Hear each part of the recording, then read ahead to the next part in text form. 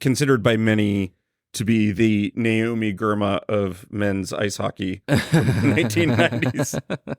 No, Nick Lidstrom was like the greatest. What's the term? Stay-at-home defenseman? Yeah, Nick Lidstrom would not be a stay-at-home defenseman. He'd be a more transitional defenseman. He's a great assist man. He just kind of never got beat for anything. Maybe more the Sam Staub. It's very sad.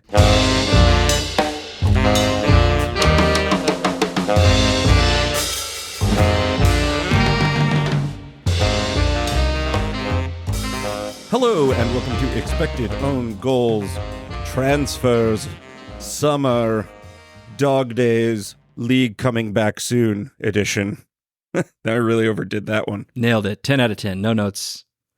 I'm going to redo that one if you'd like. Whatever you want, buddy. No, let's keep that. We're back talking about league soccer. Honestly, my league soccer brain feels like a little, I don't know, fatigued. It feels like we've been in an international soccer K-hole, and I'm just sort of like woozily coming out of it. Totally. But there has been a lot of movement this summer. So much movement that just has occurred today when we're recording this on Monday. Yeah, you had to break to me the Jaelin Howell Bethany Balcer trade. I did. Because I've been busy moving my parents out of their old house and into their new house. Yeah, no, I mean, tons of activity during the tournament. We haven't really talked about Katie Zelem's move to Angel City, Jess Carter going to Gotham, Carson Pickett moving to Orlando to be closer to home.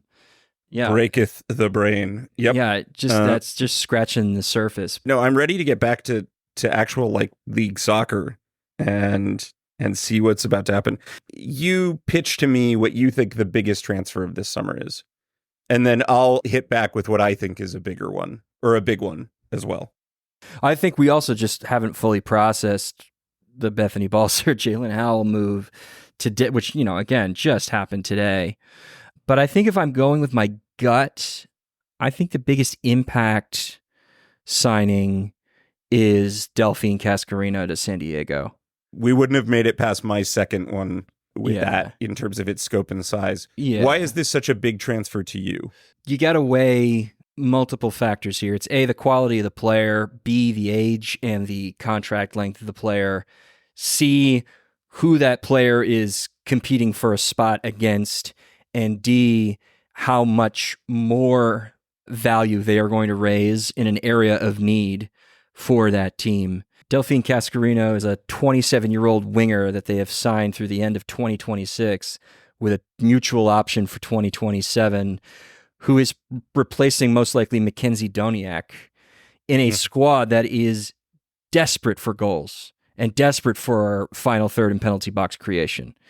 And Cascarino fits that profile to a T, though she lost basically all of 23-24 because of an ACL tear. She came back in the spring and got minutes with Lyon, substantial minutes against good teams, was good at the Olympics for France. So there's no reason to believe that she has lost any of the effect that she has on a squad. And she's now locked up long term.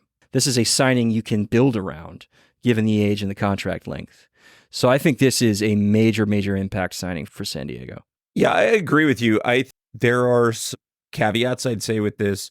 First off, the situation in San Diego is an absolute clusterfuck tire fire. Sure. But, and maybe you'll disagree with me, if there were a totally inexperienced coach who could look at a player's game and say, I know what that is, I think Landon Donovan and Delphine Cascarino are not the furthest apart in terms of philosophically how they approach the game, how they approach playing the wing, how they approach attack. They're both really proactive attackers. They both are happy to take players on. The situation in San Diego feels really dire to me on so many levels. And Delphine Cascarino, God bless her for coming into a situation that is as unbalanced as this.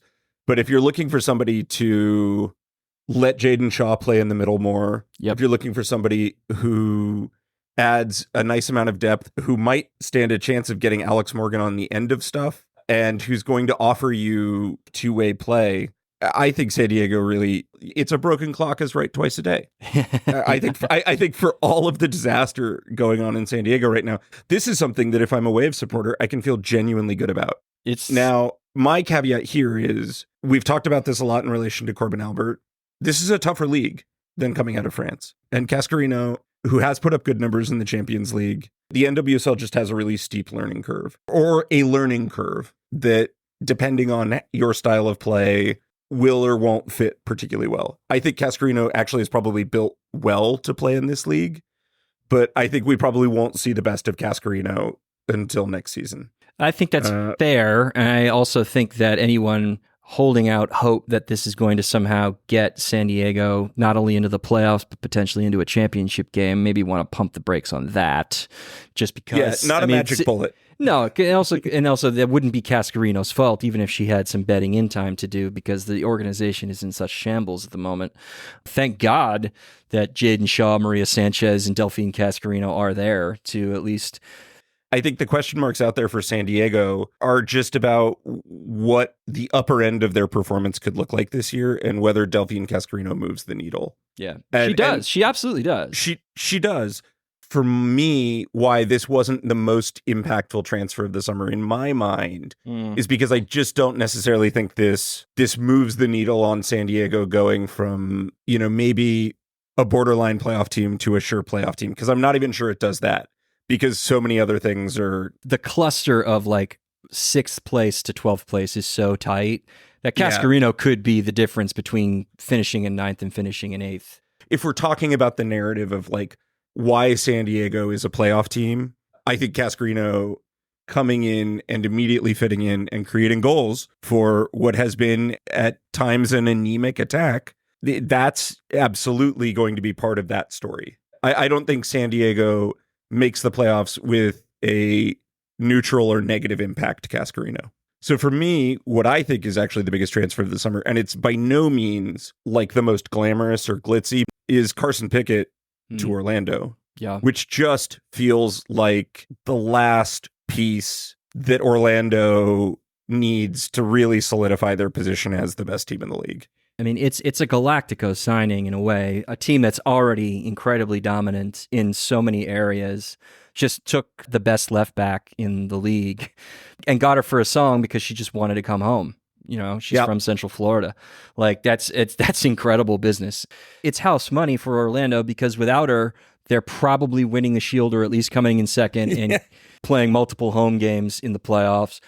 With her, she turns 31 in September, but she's only signed through the end of next year. So your risk is low in terms of like how much that contract eats up your budget. This is the one place where maybe I wouldn't have necessarily said it was the biggest impact because this team is so good even without her. I know what this does is this just like minimizes that extra level of risk to you not being dominant, A, through the rest of the season and B, into the playoffs.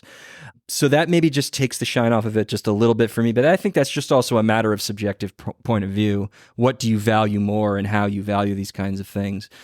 This is Orlando, a team who have, by every metric we look at, been the best or second best team in the league this year. Adding a piece that not only I think unlocks potential in their attack, I think this frees up Adriana to do a lot of really interesting things for them. Mm-hmm. I think this only gives Barbara Banda yet greater service. Like I think it's just so you've got arguably the best creative fullback in the league being able to now serve the best forward in the world. It's a really savage move, and rarely do you get that statement without losing anything on defense. I think Seb Hines gives up nothing tactically to make his team better. This is maybe my one concern, and maybe this is grasping at straws, but Carriabello does not seem to be a player that Hines has any interest in dropping.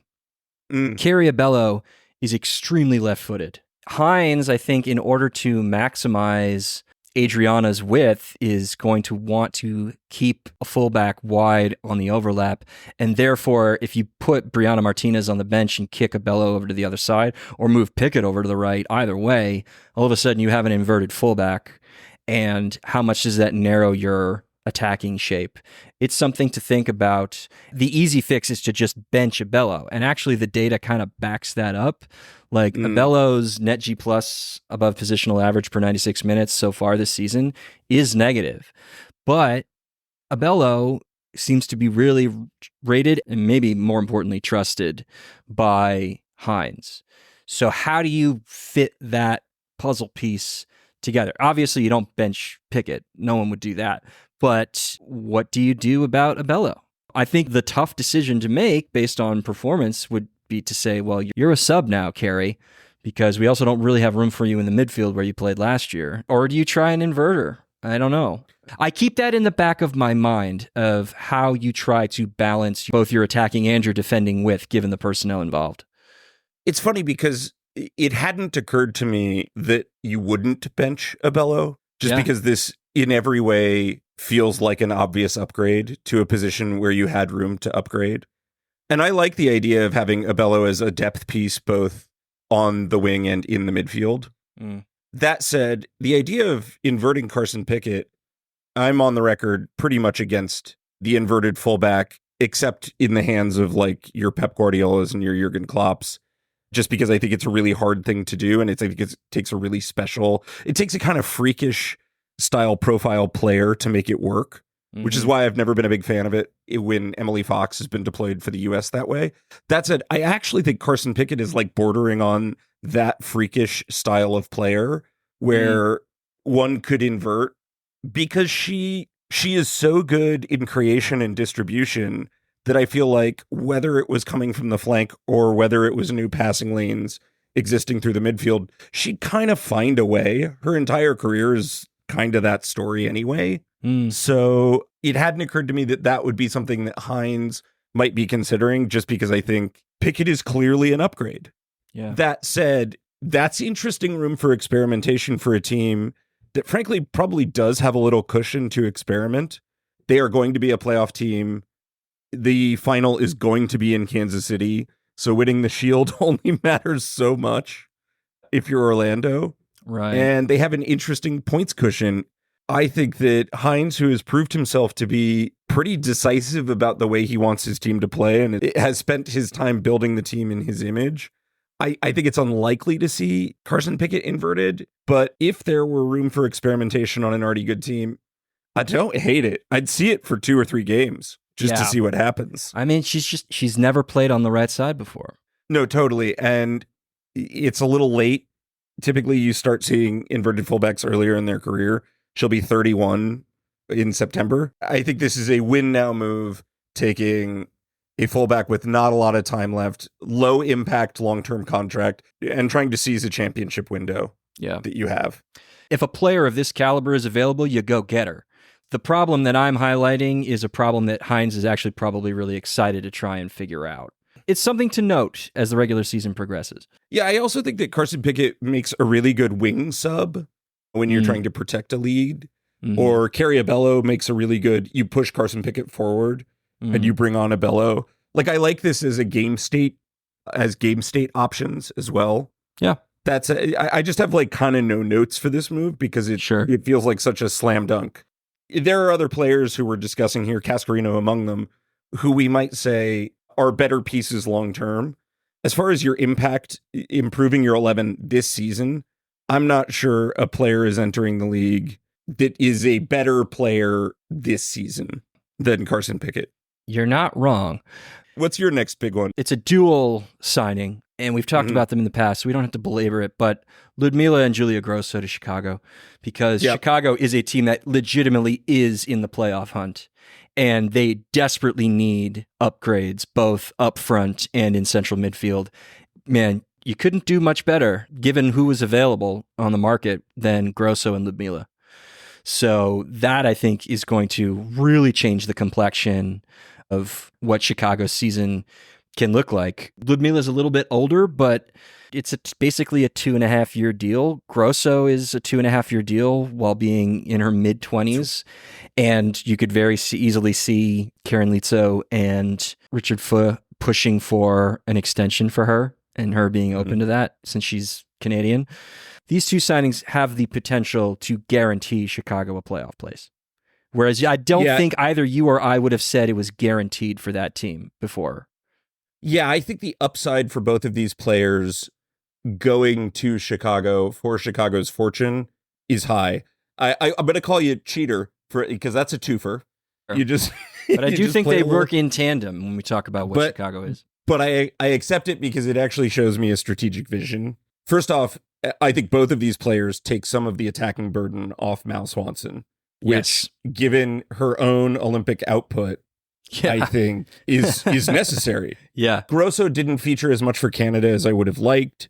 Yeah. That said, I felt she looked good when she did. Her numbers out of Italy are strong. There is everything to feel good about a 24-year-old attacking midfielder, creative force going into that Chicago team, especially because what she's replacing, particularly in Bianchi, just ain't great. Yeah. There was a lot of room to improve that team. Yeah. Ludmila, I think, gives a completely new look to aspects of that attack. And again, it's like, how many minutes are you going to get out of her? But if Ludmila is just rotation depth attacking, they just got a ton better. I think this just helps Chicago maximize quality minutes in attack on the field at all times. Sure. I think that if you were looking for the Ricketts era to send signals that Chicago is serious about winning, both of these moves are moves that a team that is serious about winning makes. I mean, Grosso fills a need offensively and defensively. Like, the midfield was the most desperate area for Chicago to address. But then Ludmila is an attacker who fits the way Lauren Donaldson wants to play so well, being such a high tempo, aggressive, transitional number 9 that I think the kinds of service that she can latch onto, the way that she can interplay with Swanson, just fits Chicago's style to a T. Mal Swanson, and I think I said this during maybe our Olympics final broadcast, but like, Mal Swanson had to be looking across the field and going, the plus side is I do get to play with him. Like, is there some sort of transition adjustment to the NWSL likely for both players? Yeah, I think both are tempered by different things, both being from Western Hemisphere countries with lots of NWSL players. I think that at least exposure to the way the league is run and played is higher. I think if you grew up playing in the Canadian system, you're quite familiar with what to expect in NWSL league play. Yeah. I think that Ludmila is more than athletic enough to boss around defenders in this league. My hesitations that might exist for other players that we're going to discuss in this pod don't exist quite in the same way for these two.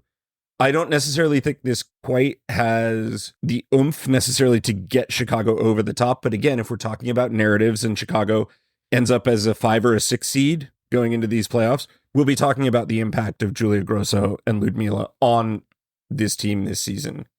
Because those are pieces that I think take a pretty idiosyncratic tactical team and help them find goals pretty directly. In the play, which is what they are going to do and what they are going to continue doing. All right. Who's your next one? I think I'm going to stay on my train of talking about players that I think give your team a really, really good chance to win the league this year. And so maybe I'm going to talk about 2 transfers here. One where I think the player's reputation and the team that they're going into, where I think people might assume this will go better than I think it will go. The first being Jess Carter to Gotham. And the second being Alana Cook to Kansas City, where I think this is the kind of piece that a team who would like to win a title adds and could potentially be decisive. I suspect that we will find points of disagreement on both of these.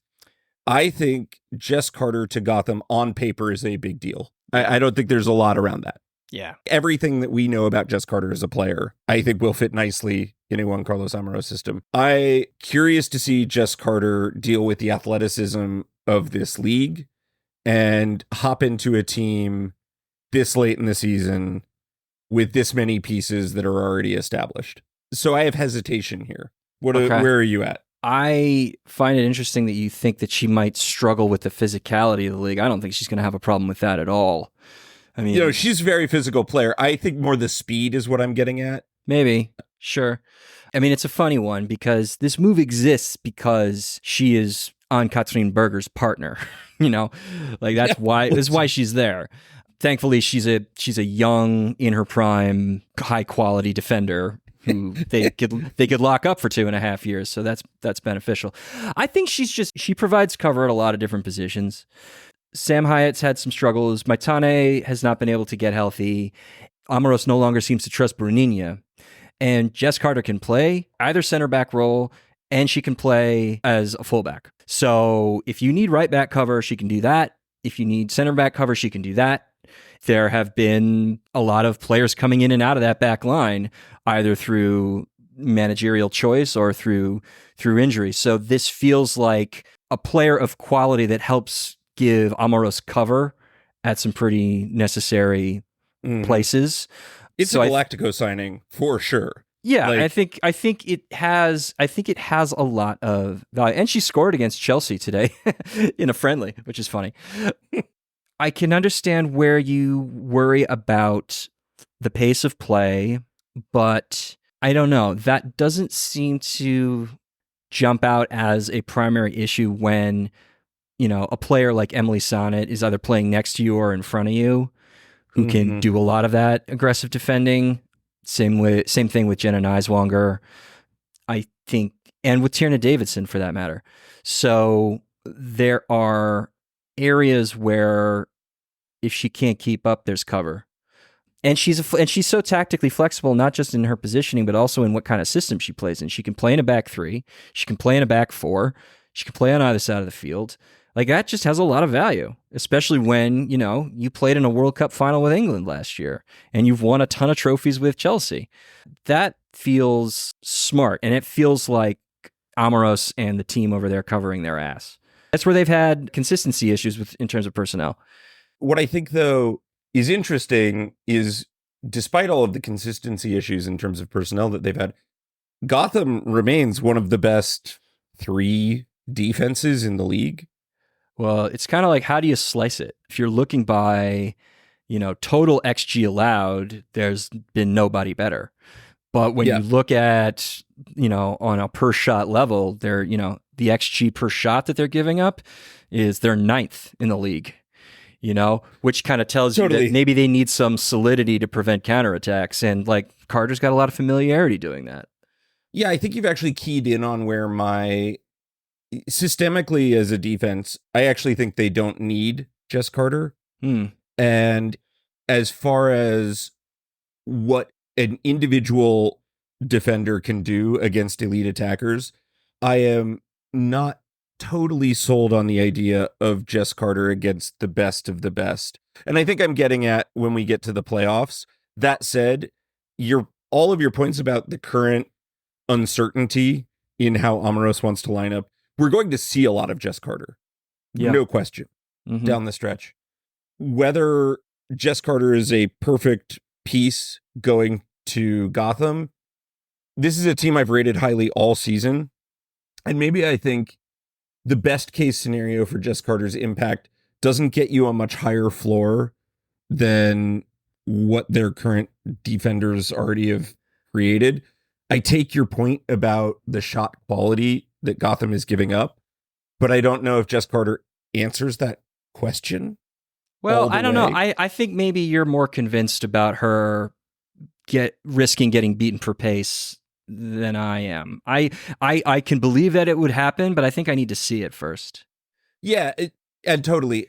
So while I think, again, this is one of those, if your team can add a Jess Carter, yeah, go ahead and add a Jess Carter. Gotham benefits from that itself. Jess Carter in the NWSL throws some question marks up for me that you don't seem to have. I don't think this is a bad signing by any means, but it's one that I suspect everyone is very high on, and I have reservations about, just in terms of its overall impact. Not that I don't think if I'm Gotham, I'm making this move. Obviously, if a Jess Carter falls in your lap, you take it. And I'm giving Amoros a player that, who knows? I could be eating my hat and we could be talking about the top 3 defender in the NWSL come the end of the season. And the piece that pushes this Gotham team who we both picked to win this league, over the top. That Yeah. absolutely could happen. I'm just like less sold on the clean fit, kind of like the one I see in Orlando with Carson Pickett, than I am with this is the cleanest fit. It's been a minute since I've watched Gotham play, and everything that you're saying here is true. Yeah. All right, let's move and talk the flip side defender, somebody who's not gotten a lot of time this season, Alana Cook, running down her deal and going to Kansas City to join Vlatko, a coach who rates her. Yeah, I mean, she's played 1,000 minutes. Like, she's been a regular everyday player in Seattle. She's missed some time because of injury, but otherwise she's been a first choice center back. But she's had a really terrible year. And I think the only reason that she's in Kansas City right now is it's a short-term deal. It's, she's a free agent in this offseason, and Kansas City is desperate for a center back because Elizabeth Ball is hurt. Gabby Robinson's out for the rest of the year. They don't have a lot of cover at that position. And so they need Cook. So hence why I love this move. I think this is a player who is coming from a terrible situation, who longer term, I think we both are very enthusiastic about what Alana Cook can provide you both defensively and as a progressive passer. That said, Kansas City has a need, and this fills that need really, really well. I mean, if I have a worry, it's that like Cook has always been up and down in terms of how she defends dribblers 1v1, and she has been horrific defensively this year, like shockingly bad, both in terms of her on-ball and her off-ball defensive performance. And think about the way that Kansas City plays. They're incredibly high tempo, high pressure, counterattacking system that could potentially be caught out by a smart counterattacking offense. Does Cook get just completely skinned and have a couple of goals scored on Adriana Franch? It's not out of the realm of possibility here. Totally real. Kansas City doesn't have better choices. No, they don't. They really don't. And I think that, yes, if we're going to game this out to the end, Alana Cook getting skinned alive by Barbara Banda and Kansas City losing a home final. KC Orlando, middle of September, we're going to get a preview. Yeah. If we're going to go even further, and just like Barbara Banda skins Alana Cook, scores a brace, and Orlando win the league in Kansas City in November. Yeah, no, I mean, does that waking nightmare for our Midwestern friends exist? Yeah, it definitely does. That said, I think a lot like the way Tierna Davidson in Chicago, we both kind of looked at those defensive numbers and said, poor system, not a bad player, a player dealing with a bunch of stuff outside their control, give them a clean slate. Yeah, I think Alana Cook we should evaluate on some level like that. She is also coming off being a defender for a kind of a very good Seattle Reign defense last season that found their way in the playoffs to stifle everyone. So I'm willing to forgive this Seattle season. Just I'd say it's so bad up in Seattle right now. And we will get to some of the other reasons why that is the case. Yeah, but I'm willing to say, like, Alana Cook, here's a mulligan for your Seattle Reign 2024 season. Now go enjoy Kansas City and a coach you can work with. Yeah, I mean, totally fair. Again, Kansas City doesn't have a choice. Yeah, that's and it's low risk because it's it's 10 regular season games at this point. Both of these center backs that we've just talked about, low risk acquisitions for teams who are very good and are essentially putting another arrow in their quiver to give themselves a chance to win the league this year. Yeah. All right, Evan, what do you got next? What do you want to talk? I think I'm going to go with Katie Zelem. We're now sort of, in terms of like players who... She's really high profile. She's really high profile. I mean, I think the asterisk I'm making for a lot of these picks is that we've talked a lot about Washington's signings because a couple of them came really early in the process back in the spring, and the other one we actually went in pretty in depth about before the Olympics. So putting the Washington situation aside, Zelem is interesting to me because she has never been Serena Wiegmann's first choice for central midfield with England. But you also okay, Kira Walsh and Georgia Stanway are ahead of her. So okay, fine, whatever. She's had to deal with one arm being tied behind her back for a lot of her recent career because she's at Manchester United. And now she's at Angel City, so she'll be familiar with that experience. What was so interesting was, with the usual small sample size caveats, I isolated the versus good opposition thing between Zelem and Madison Hammond in some key number 6 statistical categories like progressive passes, vertical passing yards you're generating, possession adjusted defensive numbers, and just looked at how they did against good teams, and they weren't actually that far apart, which was kind of surprising. And I also went back and I listened to our episode about the WSL with Jessie Parker Humphreys, and we talked a lot about how Zelem's off the ball defensive work in the past year at Manchester United was pretty subpar, and that central channel was a place where a lot of their opposition feasted. And so I am wondering if Zelem is going to be the improvement that on paper it seems obvious she would be. I don't know, especially because the other the intangible element, you've heard a lot about how Zelem is apparently a great club captain and she's great in the locker room.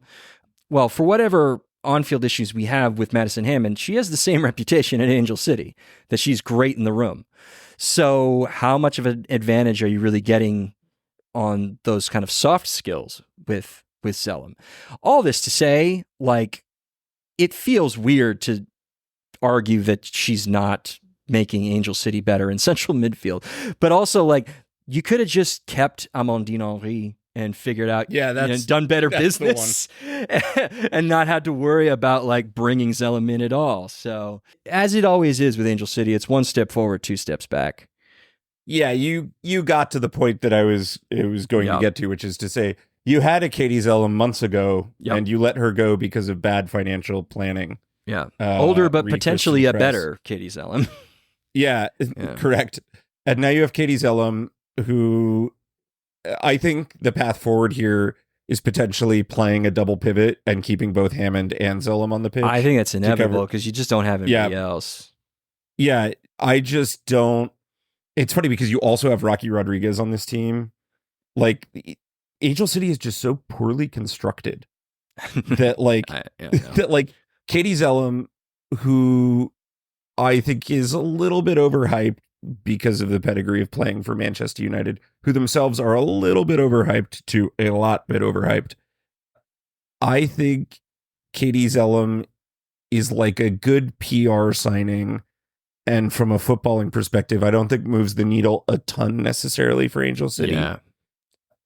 Angel City just has need in so many positions, and this was one of them.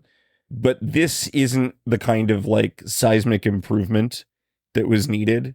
No, I mean, you just go. That said, I do think it will make them marginally better.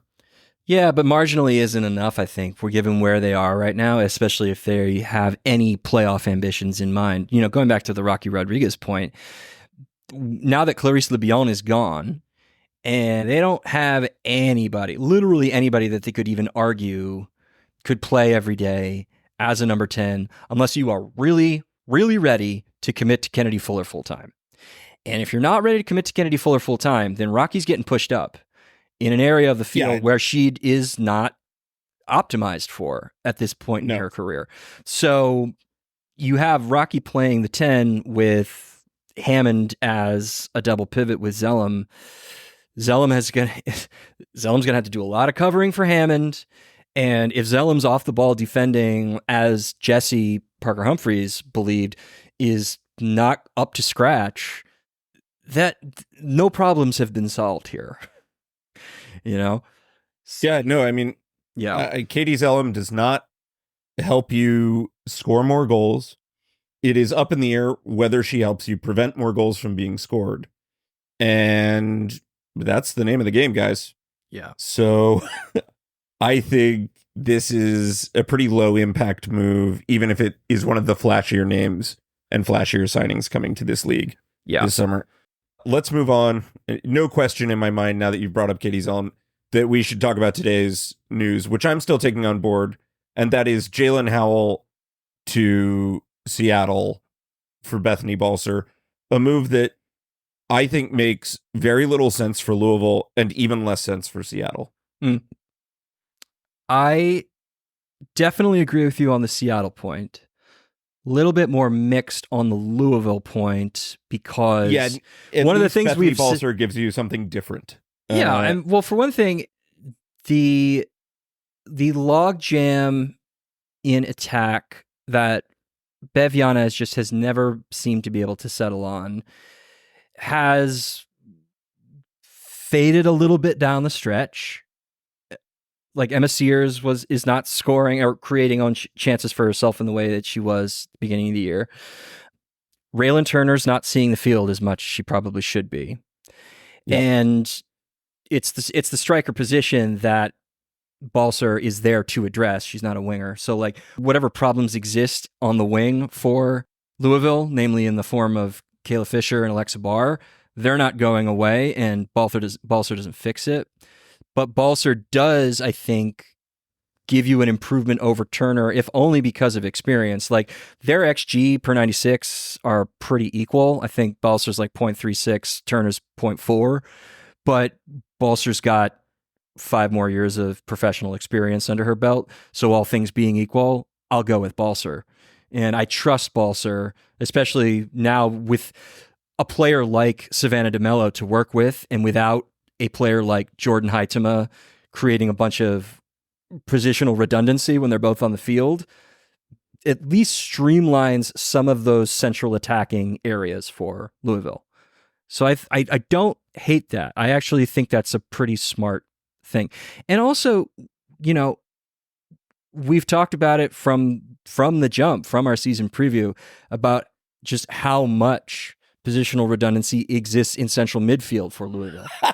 You know? Yeah, that's the one. At the beginning of this season, we would have both called each other insane for saying Jaelin Howell was the piece that needed to move.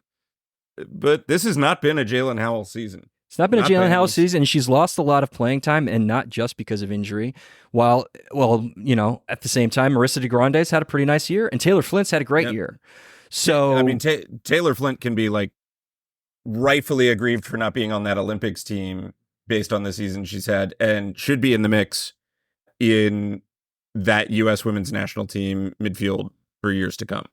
Yeah, I think Taylor Flint has got her groove back in Louisville. Yeah, Jaelin Howell at Jaelin Howell's expense on some level. Yeah, and DeGrande, while has not really offered you much going forward, has been perfectly fine defensively, and I think DeGrande paired in a double pivot with Flint, there's really no issue there.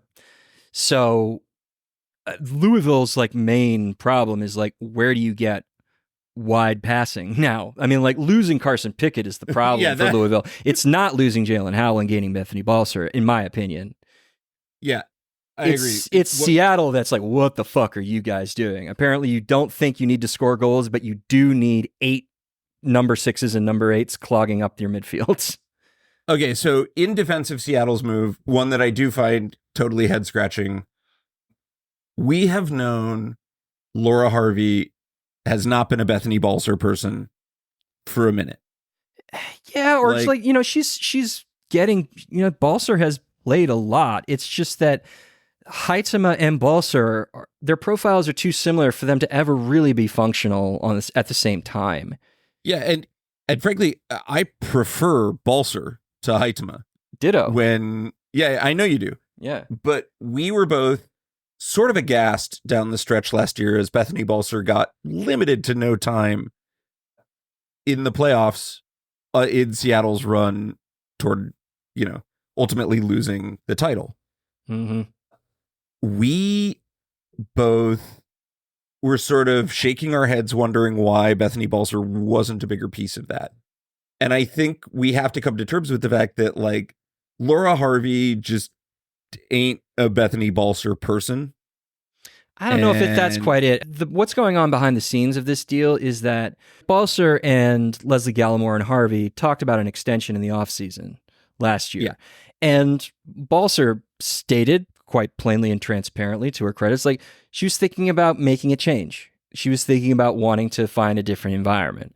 Hard to understand why she would feel that way given her playoff minutes. No, of course she was thinking about making a change. Yeah, but also, I mean, like she's played 1,240 minutes this year. It's not like she's been parked by Harvey. Like she's been a central part of their attack. But she's been there for 5 or 6 years, depending on how you want to count 2020. So like maybe she just wanted a different kind of challenge and also all of the uncertainty at that time and throughout much of this year around what kind of player budget would be available just around the transition to ownership probably incentivized a lot of players whose contracts were winding down this year or next year to maybe think about different challenges. It's hard to blame her for that. She seems to be a little bit annoyed on social media right now because she ended up in Louisville rather than maybe someplace she would prefer to play. But I don't think it's necessarily that Harvey didn't want Balcer. I think it might be a little bit more emphasized that Balcer didn't want Harvey anymore. 6 1, half dozen the other on that statement. Yeah. I think that whatever we think of as far as Balcer Harvey is not a marriage made in heaven as far as striker and coach is concerned. But it was in 2022. You know, Sure. It was for long stretches of 2023. It's like, I don't think it's super clear cut that like their relationship has just completely degraded or they were just never a good match. I think that I think Bev Giannis offers Bethany Balcer a lifeline to get the best out of what she has, something that was not happening in Seattle anymore. A lot of that this season because Seattle's a train wreck. Yeah. Yeah. And just to put numbers on it, like, I mean, Balcer played 74% of the team's minutes this season. Like, she's averaging 71 minutes a game. Like, she is there. She is there and she is key. But it's just a positional logjam and a player who is like looking to try something different because you don't know what the ownership is going to spend and how they're going to treat the team as a going concern. So totally. That said, Howell there. We're by the way, we're discussing the more sensible portion of this deal right now. Yeah. It's Jaelin Howell arriving. Yeah, Jaelin Howell, who is a very good, when healthy, defensive midfielder. I get from a talent acquisition perspective why Seattle makes this move. I get why Laura Harvey likes this player. As far as like squad management and depth is concerned, this is madness. Yeah, because Seattle has no ability to score goals right now. Yep. Balcer or otherwise. Mm-hmm. And the one position that they are just like drunken sailors at is the 6. Yeah. Jaelin Howell's better than Olivia Vanderjagt. She is younger than Anghera James Turner. She is maybe a little bit redundant, but still on the level of Quinn. But why did you go and sign Anghera James Turner last year? That seems really fucking stupid now that you're just saddled with this 30-something number 6 when you have Quinn and Howell available to you. Fishlock's slowing down. Quinn and Howell are not progressive CMs. Maybe it would have been wiser to go get somebody who could pass between the thirds as redundancy for when Fishlock's career is eventually over. I think to Laura Harvey's credit here, if you ever have the opportunity to dramatically improve at a position or like grab a player that you rate highly, I understand the argument in favor of Jaelin Howell being better than everything you currently have at that position. And you'll just figure out how to deal with those extra component parts that weren't really working to begin with now that you have this better player. That said, this better result in Jaelin Howell being in Seattle for like 5 years. This deal makes sense if you are able to revive a very good central midfielder and then lock that central midfielder into a contract for a period of time. Neither Bev Yanez nor Ryan Dell communicated with Howell at all that this deal was going to happen because she, in the most diplomatic way possible, unloaded on social media by just saying this is completely shocking to her. So she cannot be happy about this. So Seattle's really going to have to show her something in order to keep her. If you asked me what team I think is currently most out to sea in the NWSL, Seattle's going to be on that list. Yeah. And it's going to be pretty high on that list. Jaelin Howell is a piece that if I'm a Seattle Reign supporter, I feel really good about. I like the profile. I think she does so many things well when healthy. I think she really can be a cornerstone for this team moving forward and might be the signing that is the first move in the right direction. At the cost of a very good Bethany Balcer, and at present, looking like your team is chicken with its head cut off in terms of decision making.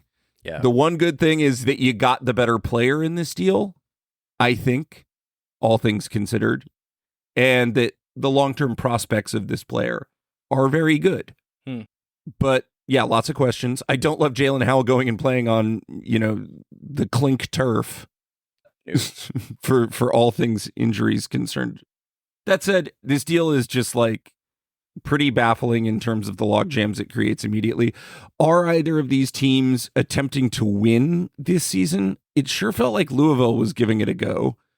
I don't think this deal actually hurts their short-term prospects. I also think it's fair to say I think Seattle was really not giving it a go anymore. And I think that as a long-term move, this makes more sense than it does in its short term. Yeah, I mean, I think Louisville should be thinking about a playoff spot. I mean, they're playing like a playoff team. It's just some results haven't gone their way. So like I squint and I see the sense in both of this, but it presupposes that Louisville is saying, look, we might need a couple goals down the stretch to get us in that playoff spot. What the value of being a 7 seed is, I don't know. That said, Louisville is a franchise that really owes their fans a playoff berth and to just see what that looks like. Yeah. Seattle, on the other hand, Seattle's fans will give Laura Harvey quite the leash. We have heard that from every Seattle supporter we've spoken to. Yeah. And this move is definitely not a short-term move. This is a looking long-term kind of player acquisition. So again, like I see the logic in both of this, but it is a head scratcher like when you look at it immediately. And I think this is Seattle saying, hey, we're out this season and it's going to get ugly. Yeah. And I feel like this is Louisville saying, look, we gave up a really good piece to try to be in this season. Yeah. And leaving both sets of fans probably pretty unsatisfied. And we also, like it's like the math problem at the beginning of Goodwill Hunting sometimes. The complications of trying to get a deal done in the NWSL. So we don't know if Gallimore and Harvey were maybe trying to go get an attacker to replace Balcer, and this was the best that they could do. Very possible. We should give them a little bit of credit for that, but they don't walk away from this looking good in the short term. So you do hope that once everything is sort of bedded in with the Carlisle group, that Howell feels secure enough and taken care of enough that she's willing to sign a long-term extension and then solidify their central midfield in the long term. But that's the only way this deal comes out looking good for Seattle. Player we haven't really talked about is Ana Maria Crnogorčević coming from Atletico Madrid. I'm sure Leslie Gallimore and Laura Harvey would be like, look, we got a goal scorer. We brought in an attacker, but you brought in a 33-year-old winger who had a very subpar season relative to her usual standards. And I don't see this as a long-term solution for the problem of being able to score goals. The fountain of youth that Laura Harvey has in Seattle to rejuvenate 30-something-year-old talents and get absolutely everything out of them, that fountain has run dry this year. I don't think this moves the needle very much. No. Not unfamiliar with the NWSL, having played for Portland back in the day. She was excellent in the time she had in her final season at Barcelona as a winger/fullback, and was pretty anonymous when she was on the field last year at Atleti. All right, you take Veronica Latsko and or Ziara King out of your lineup and you stick Crnogorčević in. Does that really make you better? No. Guys, I think just generally bad policy signing players at age 33 and expecting them to be high impact attackers. Yeah, especially when you've got Crnogorčević for a year and a half. I don't know what you do in Seattle. What's next for you? I think I want to talk about Jessica Silva. Yeah, this is a question mark for me because I've just not watched enough Benfica, and I'm curious about how you feel this is going to translate. There are very few players whose public discourse when she comes around, be it the Euros or the World Cup or when Benfica's in the Champions League, is so outsized relative to what she actually is as a player that I always marvel. Like, what do people see in Jessica Silva that makes them think that she's actually good? She's not good. She's a 29-year-old winger who has never, when she's played good teams, ever produced above average XG or XA. She was not good at the World Cup last season. She's not good when Benfica plays teams in the Champions League. She was a disaster when she played for the Current in 2021. And people, I think, probably at the time chalked that off to the craziness of they being an expansion team and the COVID season. And whatever. No matter how you slice or dice Jessica Silva, she's not a good player. And the only thing that I can think of that maybe justifies this for Gotham is that it's a short-term deal. It's just for the back end of the season, and it's covered an area where maybe they feel like they need depth because of Midge Purce's ACL injury. But my confusion is, like, why don't you trust Yasmin Ryan on that wing? What is Amaro seeing this year that makes him think that Ryan might not be the answer in the stretch run? Now, maybe Silva is going to be a bench piece, and that's it. Maybe she truly is bench depth, but we don't know that yet because we haven't seen how Amaros is going to deploy her. If that is the case, then fine. You get a player with international pedigree to cover a position where you have depth issues for 10 regular season games and a playoff run. Fine. You give her 15 minutes off the bench, whatever. But if she starts starting games, that feels stupid. That feels really stupid to me. Yeah, this is another one of those where, like, Jess Carter is going to be expected to take starter minutes. I have no such expectation here for Silva. Yeah. I think this is why I said I sort of thought we were done with, like, what we were calling, like, major moves, is because this is not a major move. This feels like 20 minutes to give you a change of look from Yasmin Ryan. Frankly, I don't know how different from Yasmin Ryan you're really expecting, except just a drop off in all categories.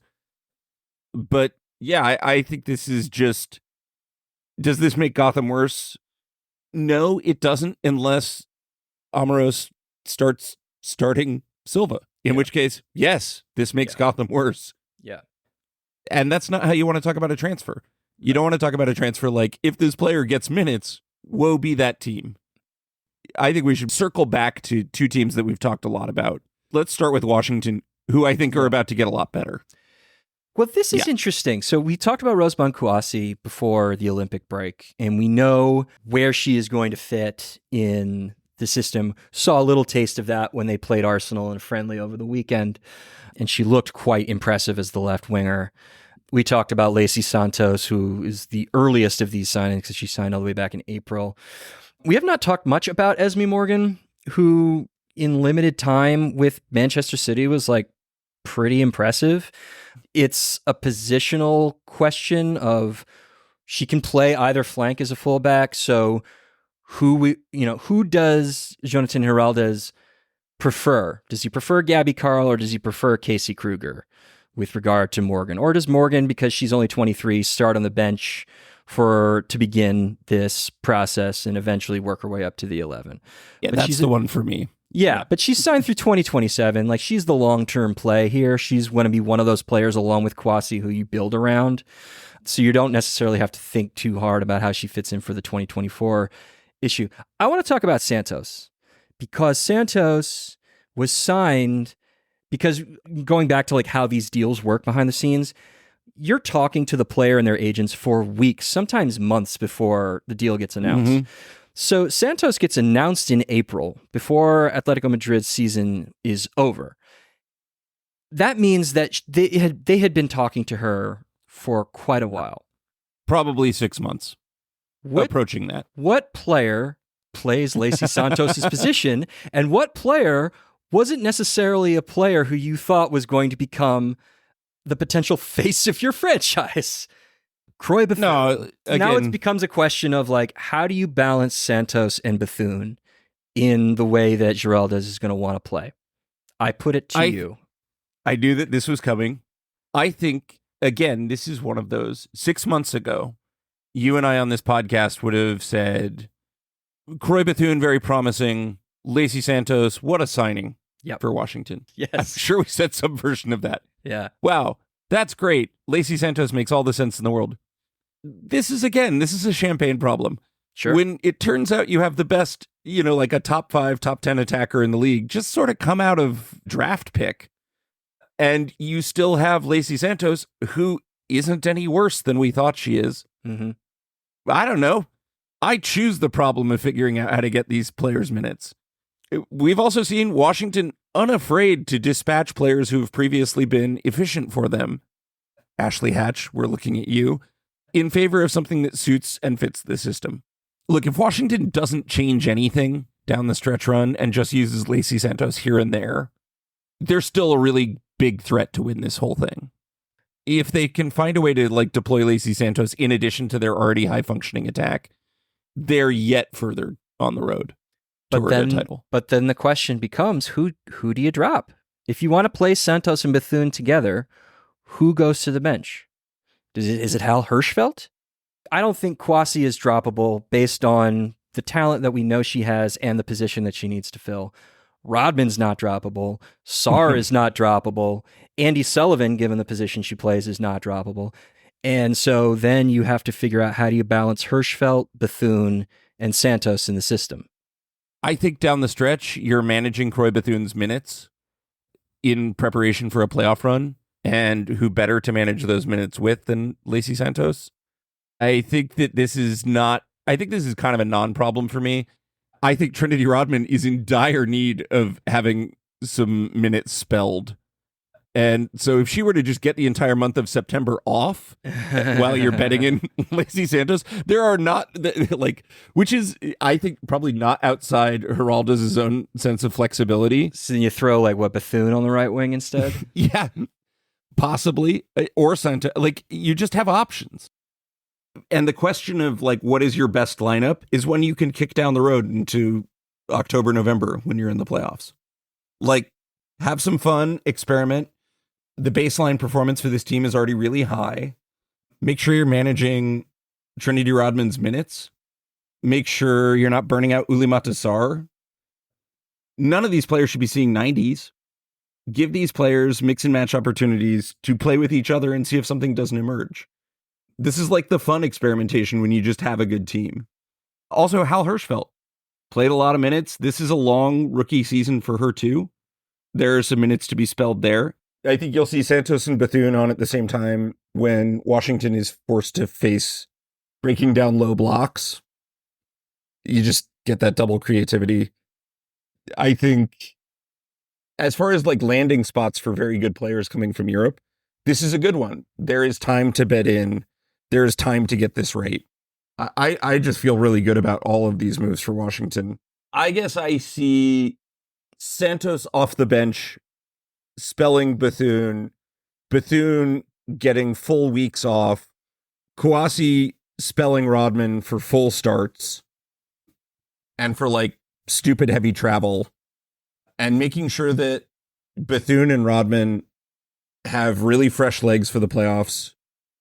Look, if Santos or Kwasi are just instant game-breaking players and just explode onto this league, that's the best kind of problem. But if that doesn't happen, we're talking minute management. Let's talk Utah quickly. I don't think we really need to say much here. I mean, they brought in a bunch of 30-somethings who are immediately going to go into the starting 11 because of the players they'd be replacing. Claudia Zornosa from Real Madrid, Chloe Lacasse from Arsenal, and Mina Tsanaka from Enoch Kobe Leonessa.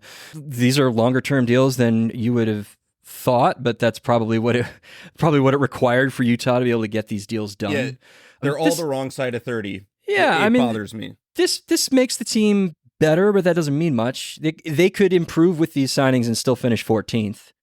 Yeah, also Mandy Hott could come off her heater, and everything that these players add can be lost in the wash. Because it's worth noting that Utah could be a lot worse than they are right now. And some regression is to be expected there. On an individual player by player basis, I think they're all fine players. I'm not over the moon about any of them. I do think we should talk about Cortnee Vine North Carolina. I do think we should talk Absolutely. about Mackenzie Arnold to Portland. We don't have to talk very long about them. Yeah, Arnold, we talked about. It's a stupid move. They've got too many goalkeepers. Arnold is no better than what they have. They have let Emily Alvarado go. Doesn't matter. They still have like 4 or 5 Yeah, no, in the it's not. system. Mackenzie Arnold, I think, is maybe marginally better than Shelby Hogan, which is not the upgrade that Portland needed. Arnold had a bad Olympics. Yeah, a very bad Olympics. Hogan-esque Olympics, frankly. So if Mackenzie Arnold was Portland's plan to solve the issue of goalkeeping moving forward, I think this is not the solve Karina LeBlanc and co. think it is. Let's talk Cortnee Vine. We've talked about her on the show. This is a home run, especially because Caroline is back in 2024, which none of us saw coming. Mm-hmm.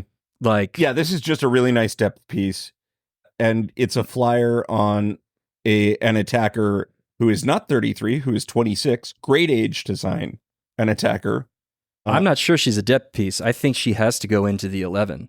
You compare her to like what Haley Hopkins has been doing. Fair. You know, I think Vine and Caroline on either wing, with Sanchez moving Lucy in the middle, or with Sanchez being able to like crash the box from underneath, is going to give North Carolina an elite attacking unit right out of the box, which they have not had at all in any way, shape, or form. Yeah.